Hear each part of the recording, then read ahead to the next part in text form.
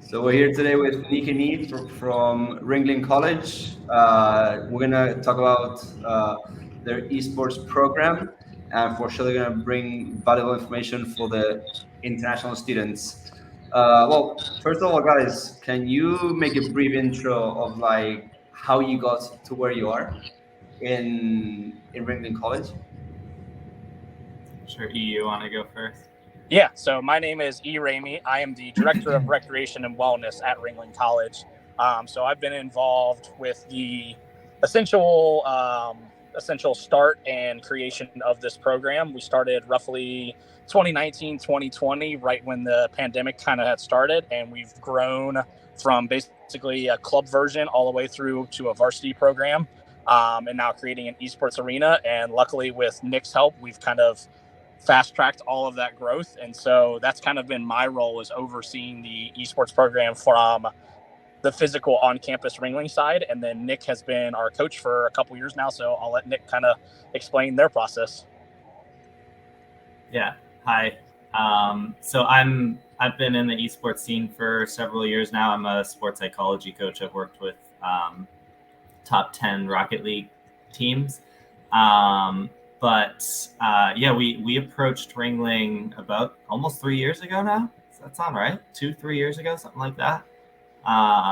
Myself and Scott, just with a background working with esports and working with athletics, college athletics, and wanted to see if Ringling wanted to put something on. E was already kind of helping with some of the club stuff, so he had already kind of gotten things rolling, and then we came on and started to try to work on a varsity program. We've gotten our facility is being built.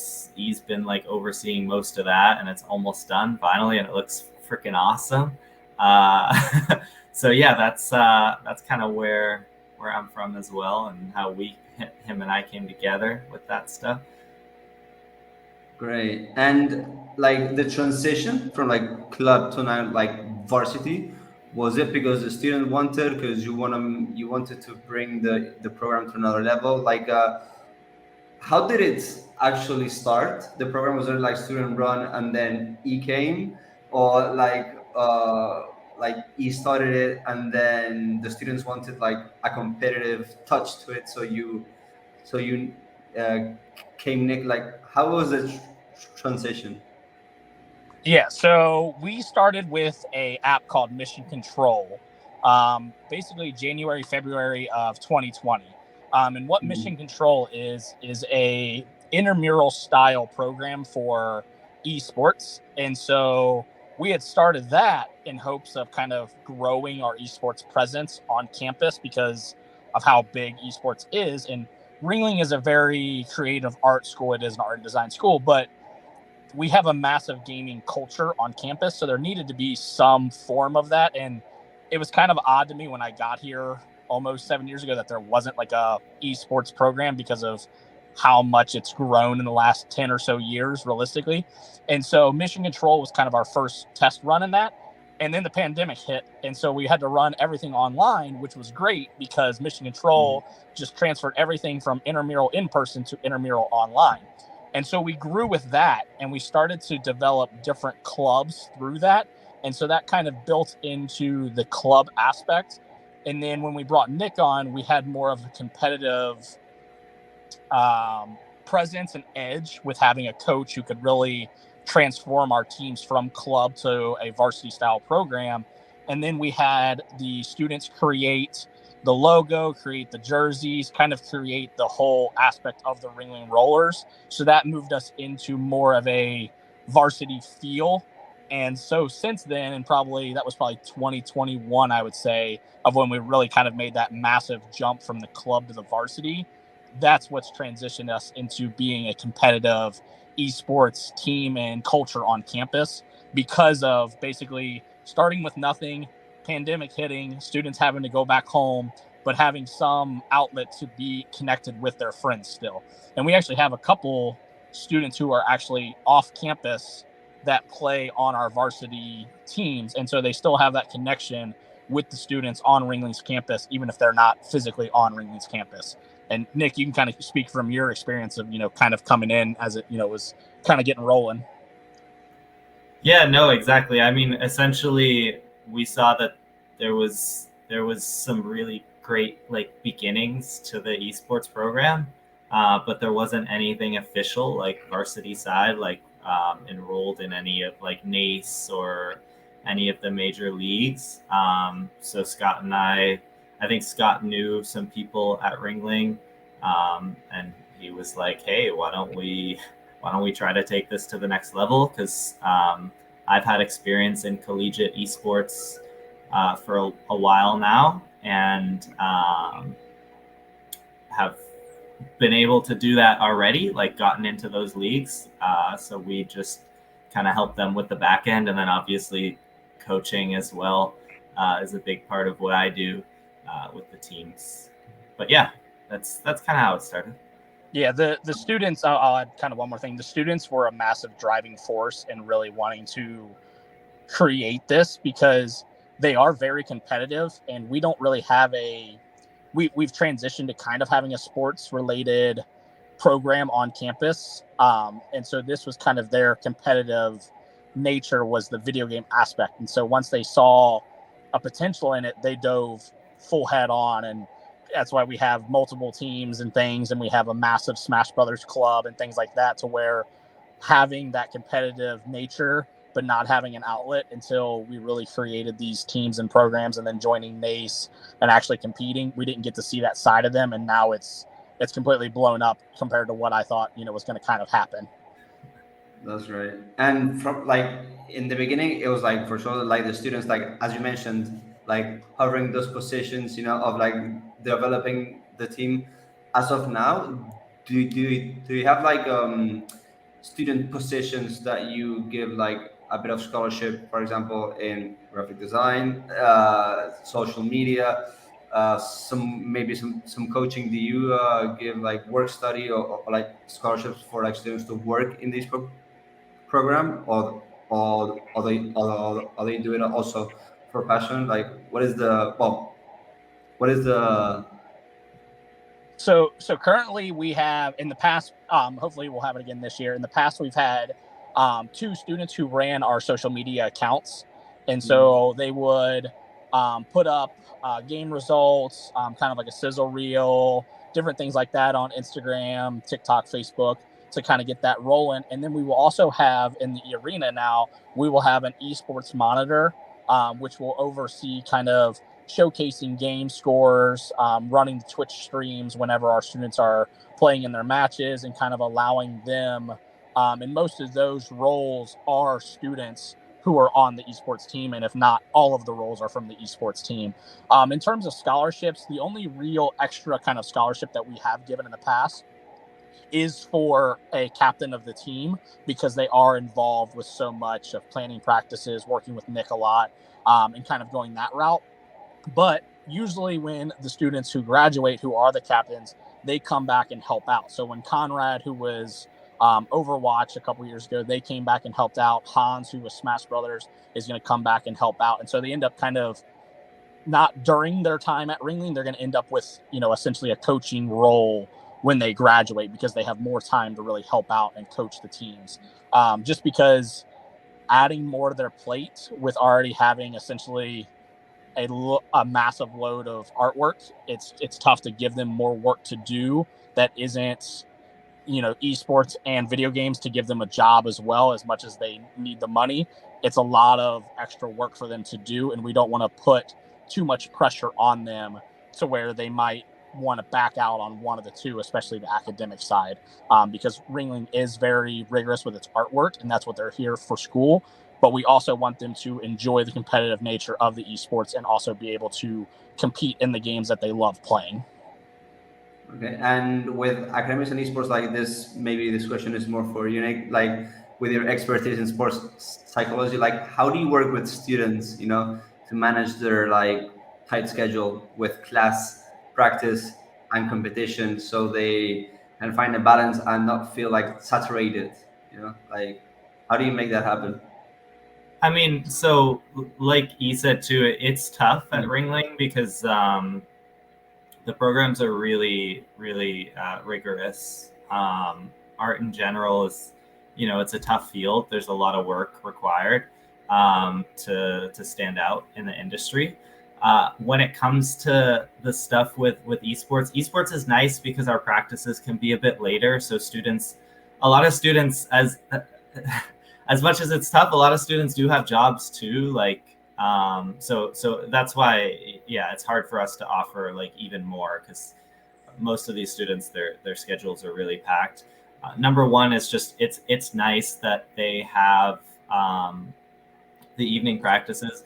Number two, really, I think we try to approach esports as more of like a recharge than like an additional thing. A lot of these players are coming in as a break from all this stuff, and if anything, it's increasing their or like charging their battery up a little bit. It's an outlet for them to compete and stuff like that. But when it comes to just keeping them on top of things, being really, really strict with schedules is super important. And then I just try to keep people accountable. Everyone kind of has an open line and can chat with me if they ever need help or feel overwhelmed. Sometimes I'll just chat with students about that type of stuff. But honestly, the Ringling students are really good. I think they're so packed with stuff that they kind of have to be good at figuring out their schedule and stuff, and the students have been surprisingly good at it. I can probably attest it too to like the faculty. I think they do a good job of like keeping the students busy, but not like it's not an overload of work, but it's enough that they're still active. And sometimes I feel like when your schedule is really, really packed, it's almost easier to stay on top of things because you kind of can't miss anything. And I feel like that's kind of where Ringling's at. Yeah, their time management skills are phenomenal, honestly, because but like Nick said, they are here for an art degree, so this allows them to have some other aspect of an outlet to allow them to have a social life, to be able to hang out with friends and be able to compete. And that's one big thing about the arena that will kind of change all of that as well, is they'll actually be in person next to each other, and so that'll allow them to kind of I think of it the same way of people who go to the gym. It kind of allows them to forget about everything for an hour, and so the way the video game culture has been is it's been allowing them to kind of be isolated to where they can play online with their friends, but now having them in person will kind of change that whole dynamic and kind of change the whole way of the Ringling Esports program. That's right. And Nick, like when you are recruiting students for your program, like let's set aside like your interest for like if it's a high quality useful player or high academic student or both. But like when you are having the interview with the student to see if he or she could potentially be a good fit to your program, what are the call it soft skills, or like what are the traits that you're like in the beginning, okay, he or she can be potentially a good fit to my program, or not, he or she isn't? Like, what are you looking for in the interview? Because one thing is what is on paper, or online with the stats, but like in the interview, what are you looking for in a player? Yeah, I mean, culture is a big thing with the team. Again, a lot of these people, they're graphic designers, they're artists, they're pretty chill. The team in general has been really just filled with phenomenal students with great attitudes and stuff like that. So that it's really important that someone coming in would fit that culture in terms of being a team player, focusing on the fact that sports and esports and stuff is an outlet to improve as a person. Winning the game is great and it's a priority, but it's not the only priority. We want people who are here to build culture, want to build themselves as people, and have fun. You can have fun and still want to win really bad and still put a lot of work in and stuff like that and still take it seriously. But if you're not enjoying yourself, probably wouldn't fit in with the culture, really. Yeah, I'm kind of on the outside in because obviously Nick deals with the recruiting and then the coaching and all of that. But I see it from just the perspective of actually, seeing the students on campus. And yeah, I think the big aspect is just making sure that they kind of fit the mold of the team is a big thing, because it is a lot to, have that artwork, but then also have, a practice here and there, on a Tuesday or Thursday night. And, if you keep blowing off the team and, you're not really helping yourself and you're not helping the team. And so having somebody who is willing to buy into that team aspect is going to see a tremendous growth in themselves, but also in the team. And so that's kind of where, obviously, from Nick's side, he, oversees, actual practices, doing the actual tryouts, things like that. And so he sees it as a, physical standpoint of the video game and doing things like that. And from my side, I might meet with a student here and there who is having some issue with another team member. So I'm seeing it on the back end. And if there's ever issues, then I kind of go to the team, or I can go to Nick and I can kind of see what's going on and causing these issues, because that's not what we want. It's just like,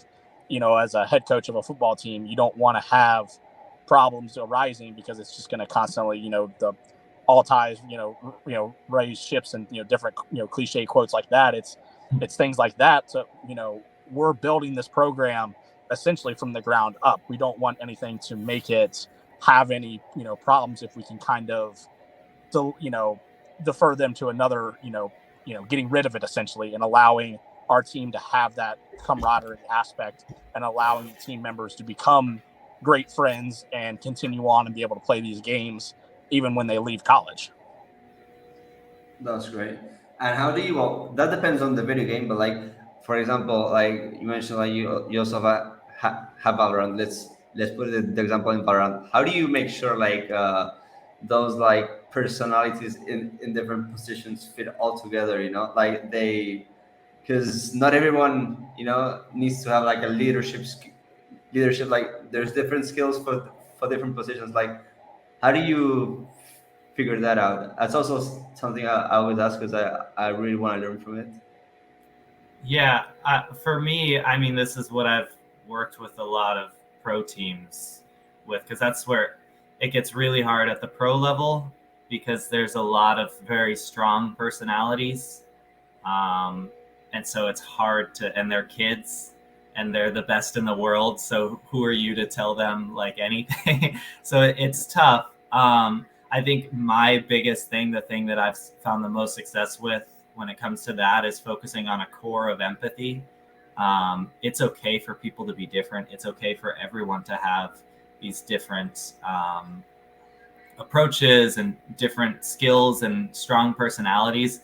But it's really important to be able to step out of yourself and understand that your teammates are also individuals, and that everyone's on the same team, and that we're all working towards the same goal. And just because someone's actions don't seem like they would be what you would do, that doesn't mean they're coming from a bad place. And I think it's really important that students kind of understand that fact is that everyone's working together, and just people have different approaches, and you have to be able to empathize with your teammates in that regard and step back. Yeah.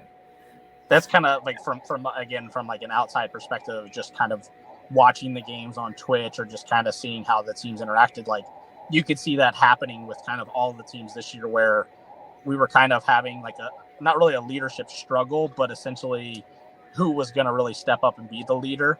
And kind of as each person figured out their niche of the team, I feel like every team got better, especially like our JV Smash team, like having Jahi as the coach, like coming back and like helping out that team. Like even though they're kind of the same age, they're all the same, having that leadership style and just being able to kind of coach them and oversee things. And like on a back end, you could see the growth of kind of each team. And I think that's what's going to build us into the future, is because it's as much as our students are amazing, a lot of them struggle to find that inner voice to become that leader, even though they can be it. And so to have them kind of grow and the whole aspect and through a whole season, especially being in person. I think that's going to be tremendous. And I think that'll help Nick out a lot because he'll be able to see kind of how each team member really blends together in an in-person setting.